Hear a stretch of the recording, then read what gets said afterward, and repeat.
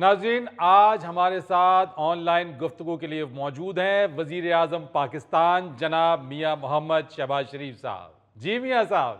जी फरीद, सबसे पहले तो मैं आप सबको और पूरी कौम को महंगाई की कमी की मुबारकबाद पेश करता हूँ।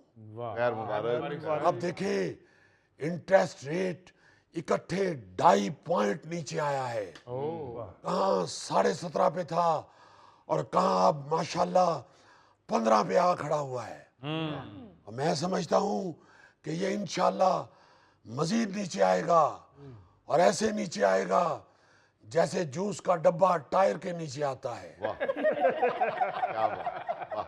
मेरा मेरा मेरा कहने का मतलब ये है फरीद जी। कि इंशाल्लाह जब तक महंगाई का पटाखा नहीं चल जाता, हम इंशाल्लाह महंगाई को मजीद नीचे लाते रहेंगे। वाह जी वाह। मियाँ साहब, आप कह रहे हैं कि महंगाई खत्म हुई है, गरीब आदमी तो उसी तरह परेशान है। सही। ओके, तेरा तो उन दिल करदा कि ਅਸੀਂ ਚੀਜ਼ਾਂ ਮੁਫਤ ਵੰਡਣ ਲੱਗ ਪਈਏ। ਇਹਨੂੰ आदत पई है लंगर वाली लाइन दी।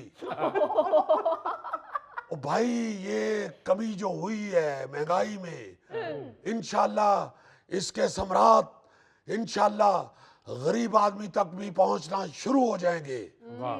आप देखें कि ये जो महंगाई है, ये वो सांप होता है जो इतनी जल्दी पटारी में नहीं वापस बंद होता। इसे वापस पटारी में लाने के लिए बहुत जद्दोजहद करनी पड़ती है। लेकिन मियाँ साहब, जितनी खतरनाक महंगाई हो गई ना, हो सकता तानू बीन भी बजानी पवे। मैं माफी चाहता हूँ गौरी साहब, बड़ा तुसी हैट पा के भी मदारी दी गिद्दड़ सिंगी लगन रहे हो। मियाँ साहब 18.5 रुपए की इट हो गई है। मैं थोड़ा मकान बनाया, मैं लग पता गया है। भाई 18.5 रुपए की ईंट जो है ये आहिस्ता आहिस्ता हुई है। और देखें, कुछ चीजें महंगी होने का फायदा होता है। ये जो 18.5 रुपए की ईंट हुई है, ये हमने लड़ाई झगड़े खत्म करने के लिए की है। हाँ जी। हर दूसरे लड़ाई झगड़े में ईंटें चलनी शुरू हो गई थी, इसलिए ईंट को महंगा किया है कि ये लड़ाई झगड़ों में ना चल सके, सिर्फ मकान बनाने के काम आ सके। लो ओ मियाँ साहब, सीमेंट की बोरी 1500 की हो गई है, 400-500 की लभ जाती सी। जी। देखो गौरी साहब, जी जी। ये जब 400-500 की सस्ती सी बोरी थी तो मजदूर उसे उठा उठा के फेंकते थे, बोरी फट जाती थी। हमने इसे इसलिए 1500 का किया है, इसलिए महंगा किया है कि मजदूर जरा एहतियात से काम करें। शाबाश। ओ यार तुसी आपे गल करो यार। चले मियां साहब, कारकर्दगी तो बिलाशुबा आप पूरी दिखाने की कोशिश कर रहे हैं, मगर दूसरी तरफ काबीना में रद्दोबदल की खबरें भी गर्दिश कर रही हैं। देखिए फरीद साहब, ये वफाकी काबीना की रद्दो बदल का वक्त आ गया है। देखे हमें अल्लाह के फजल से ये नजर आना शुरू हो गया है, बल्कि हमें ये यकीन हो गया है कि हम इंशाल्लाह कामयाबी हासिल कर लेंगे।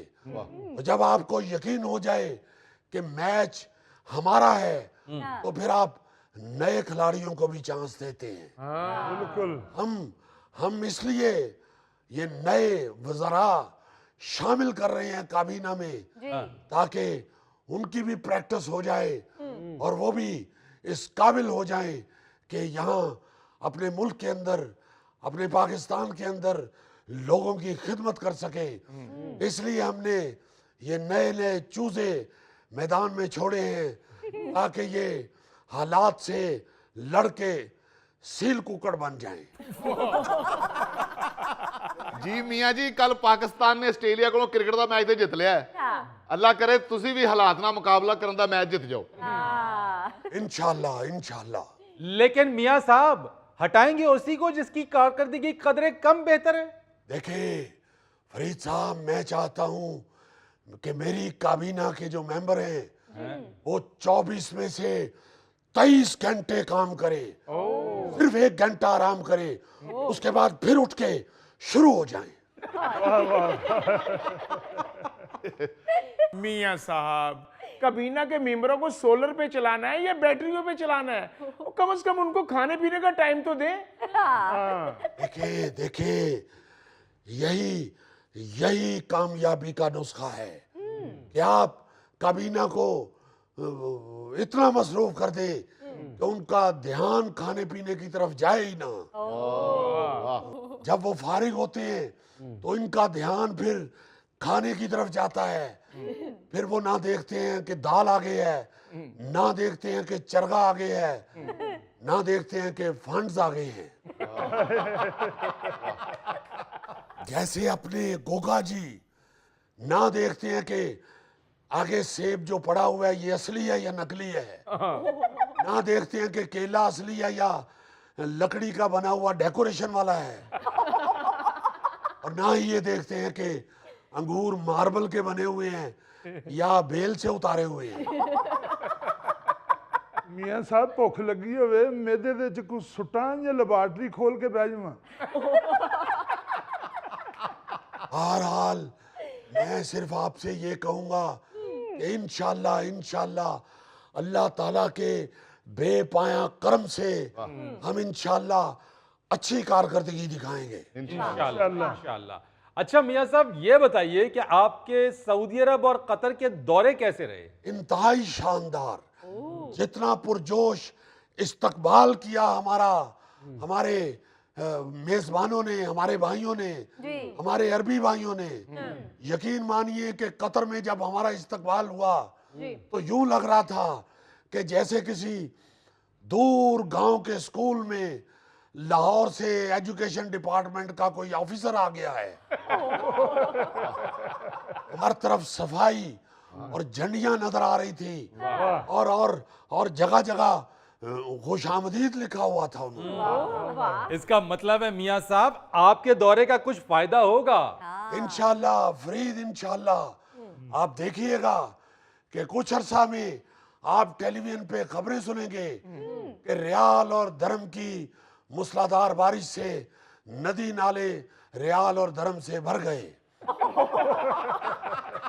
और इसके साथ साथ कहीं कहीं दीनार की ज़ालाबारी भी हुई। नाज़रीन, इस मूसलाधार बारिश की वजह से हुकूमत पाकिस्तान ने इस्लामाबाद में तुग़यानी के खतरे का सायरन भी बजा दिया।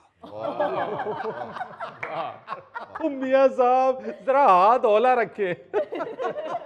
मैं असल में फरीद साहब, मैं आपको ये बावर करवाना चाहता हूँ कि हमारा दौरा इंतहाई कामयाब रहा है। वाह, अल्लाह करे। चले देखते हैं कि कितना कामयाब रहा है।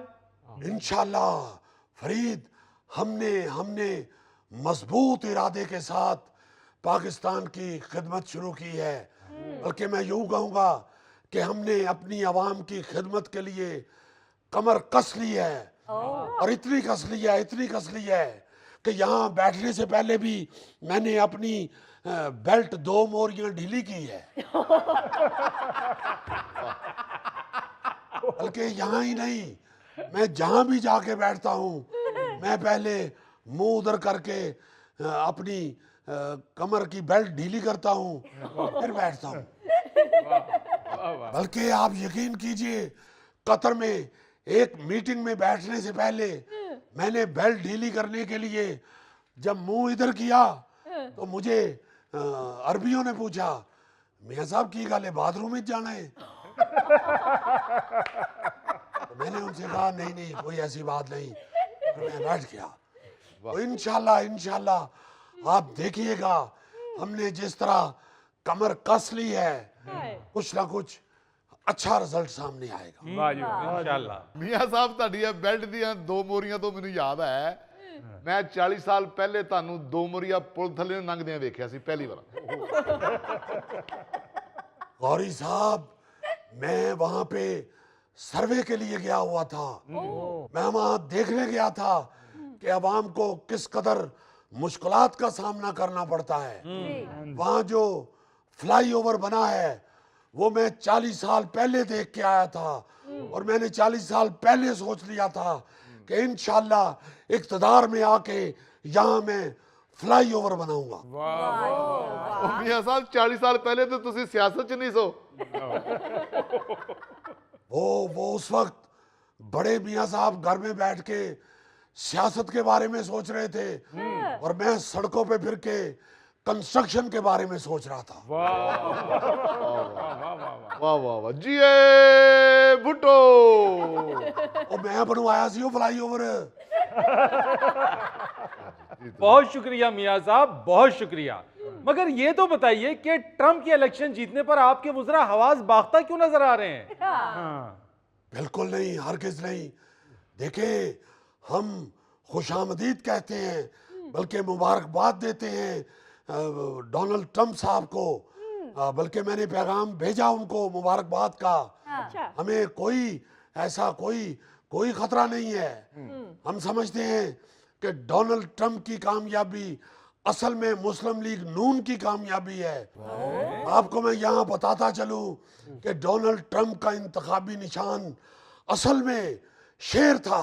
ये तो उन्होंने इलेक्शन से कुछ अर्सा पहले शेर को सूंड लगवा ली है, क्योंकि शेर गोश्त खाता है और ट्रंप साहब को दूर दूर जलसे करने के लिए जाना था और गोश्त रास्ते में बासी हो जाता है। उनको किसी ने मशवरा दिया कि आप अपने शेर को सूंड लगवा लें और साथ गन्ने ले जाएं, गन्ने बासी नहीं होते। आपको याद होगा कि अमेरिका में जब इलेक्शन मुहिम शुरू हुई थी तो अमेरिकन अवाम एक ही नारा लगा रही थी, शेर एक बारी फिर। बल्कि आप यकीन माने कि अमेरिकन तो डोनाल्ड ट्रंप को मियां डोनाल्ड ट्रंप कहना शुरू हो गए थे। इसलिए मैं समझता हूं कि डोनाल्ड ट्रंप साहब की कामयाबी हमारी कामयाबी है। हमें उस पर बेपनाह खुशी है। इसलिए हम इंशाल्लाह कोशिश करेंगे कि हमें एक साथ काम करके खुशी महसूस हो। वैसे मियां साहब, पीटीआई वाले भी ट्रंप की कामयाबी पर बहुत खुश हैं। फरीद साहब, उन्हें छोड़े, आप उन्हें छोड़े। ये क्या बात कर रहे हैं आप? क्या बात कर रहे हैं आप? ये देखें, जरा गौर करें कि डोनाल्ड ट्रंप वही कर रहे हैं जो हम कर रहे हैं। हाँ, आप देखें, हमने इधर मोहसिन नकवी की तारीफें की हैं, उन्होंने उधर एलन मस्क की तारीफें शुरू कर दी। इसलिए हमारे ख्यालात भी मिलते जुलते हैं। मियां साहब, कहा एलन मस्क और कहा मोहसिन नकवी साहब सर। जी, एलन मस्क अमेरिका में है और मोहसिन नकवी पाकिस्तान में है। क्या बात। आप क्या कह रहे हैं, कहाँ वो और कहाँ वो? सबको पता है वो कहाँ है और वो कहाँ है। वैसे सर, आपने तो मोहसिन नकवी साहब की तारीफों के पुल ही बांध दिए हैं। फरीद साहब, पुल बांधने बनते थे, क्योंकि ज्यादा से ज्यादा स्पीड में पुल बनाने का रिकॉर्ड आपके इस खादम का था। मगर मोहसिन नकवी साहब ने मेरा रिकॉर्ड भी तोड़ दिया है। मुझे तो पुराने लोगों ने बताया है कि जितनी जल्दी मोहसिन नकवी साहब ने पुल बनाया है, उतनी जल्दी तो नूर जहान का गाना सानू नहर वाले पुल ते बुला के भी रिकॉर्ड नहीं हुआ था। वाह वाह मियां साहब, वाह वाह। सानू नहर वाले पुल ते बुला के ते खोरे माही किथे रह गया, सानू नहर वाले पुल ते बुला के। आप देखिए इस मुल्क के अंदर क्या क्या दौर गुजरे हैं। अब देखिए कि क्या होता था कि एक खातून को नहर वाले पुल के ऊपर बुला के तो आदमी ही गायब हो गया है। अब देखिए कि लोग आज मिसिंग पर्सन के मामले पे धरने दे रहे हैं, तकरीरें कर रहे हैं। आप देखिए 60 साल पहले भी ये मिसिंग पर्सन वाला मामला था। आप देखिए सानू नहर वाले पुल ते बुला के ते होरे माही किथे रह गया। मियां साहब, ਉਹ ਤੇ ਫਿਲਮ ਦੇ ਵਿੱਚ ਰਾਹ 'ਚ ਹਬੀਬ ਸਾਹਿਬ ਦਾ ਐਕਸੀਡੈਂਟ ਹੋ ਜਾਂਦਾ, ਤਦ ਨਹੀਂ ਪੁਲ ਤੇ ਪਹੁੰਚੇ ਸਨ। अगर मामला तो देखें मिसिंग पर्सन का ही था ना। ये तो उस वक्त भोला जमाना था, लोग बेचारे मौसीकी का मजा लेके ही घरों को चले जाते थे। वरना अगर लोगों को इस गाने की समझ आ जाती तो फिल्म खत्म होने के बाद सिनेमा के आगे ही तमाशाइयों ने धरना दे देना था। वाह जी वाह।